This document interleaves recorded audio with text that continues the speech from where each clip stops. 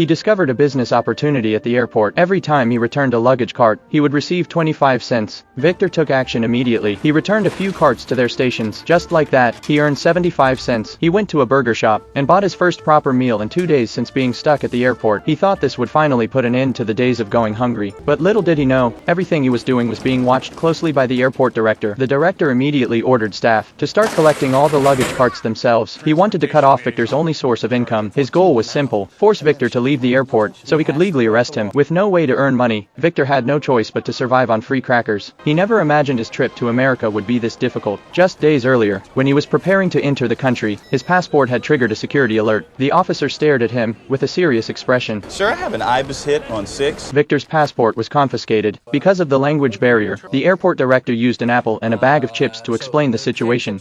Big Apple represents the Liberty Rebels. No more Krakosia.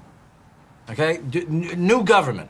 A coup had broken out in Victor's home country, which rendered his passport legally invalid. The director had no choice but to confine him to the airport lounge. This was to prevent him from stepping onto U.S. soil until a new government formed in his country, or relevant departments made a decision. Only then would Victor regain his freedom. He was given a pager to stay in contact with airport officials, but Victor was desperate to find out what had happened to his homeland. He stood in front of a TV and learned that his country was now at war. Just like that, Victor became a man stranded in a foreign land, completely alone. The money he had brought with him was now worthless. That night, he found an abandoned gate waiting room. He pulled out a tin can, which held the very thing he had come for. He removed the armrest between 2 chairs. Now he had a makeshift bed. The moment he lay down, the roar of plane engines startled him.